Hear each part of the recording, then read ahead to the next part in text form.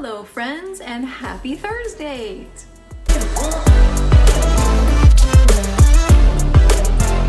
Alright, this week's episode is going to be focused around a submitted question asking about self-care when it comes to being a special needs parent. How do you make time for yourself? How do you remember to keep yourself somewhere on that priority list?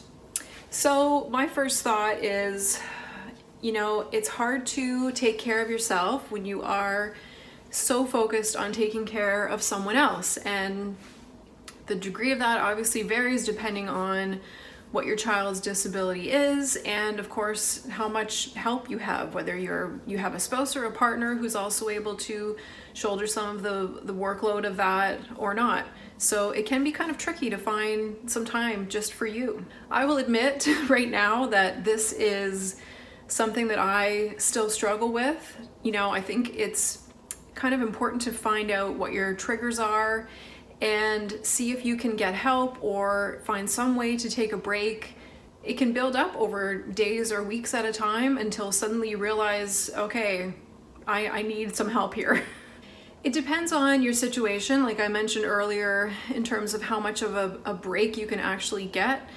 If you are able to get out for a night by yourself, even just to run some errands with nobody else in the car with you, just have some time to totally have a clear mind, that's definitely something that I've done in the past. And as I'm saying that, I'm thinking too, there's sort of different seasons of caretaking, in the sense that sometimes it's easier to get away and do something, bigger like that, get out for a movie or something. There's other times where, boy, you're lucky if you get maybe 5 minutes on your own to do anything, to maybe make a cup of tea and enjoy that. So I think you need to sort of assess where you're at and where your family's at and see how much of a break you can get. And my kind of advice is, see if you can find even something really small. Like I said, have your favorite tea or have your favorite coffee, something small each day, so that you have a chance to just sort of stop, clear your mind, and take a moment of peace, even if it's just a tiny few minutes here or there.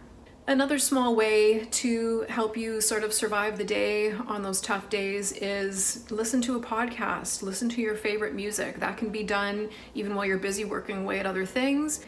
That's also just sort of another way to try to keep yourself encouraged throughout the day. When my son was first diagnosed, it was an incredibly isolating time for me and for my husband, mostly because we didn't know anybody else who had the same diagnosis as our son.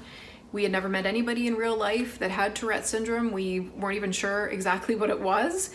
And so it was a real learning curve, lots of research online, of course, to figure out what it was we were up against.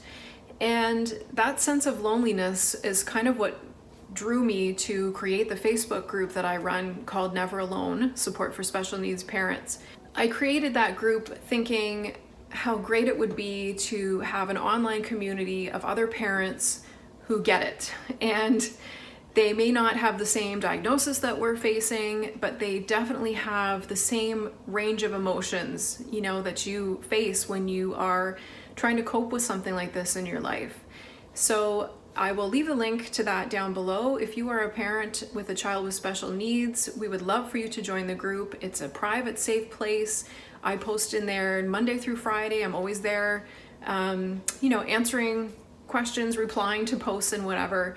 And it's a safe spot where if you need to vent to someone who understands, you can do that. If you're looking for support, we often on Fridays will try and share some sort of a success we've had that week, just to keep the positivity rolling. But it's been such a good resource, even for me, and I hope for the other parents who've joined as well, to have a special spot of people who get it. And not everybody, unfortunately, in their real life is going to have that kind of support. So I think it's a really big blessing to be able to find it in that means instead. Lastly, I did actually write a blog post. I think it was called Taking Care of the Caretaker. I'm not sure exactly on the title, but I will link it down below. I had posted that earlier this year with just sort of some different ideas that I actually do myself when I realize, okay, I need to have some sort of a break. There's some little ideas, some bigger ideas. So if you want to check that out, I will leave that down below as well. I think I'm going to wrap up this week's episode on that note. Thank you so much for being here. As always, if you have a question or a topic idea, please leave it down below for future episodes to chat about. And I will see you next week.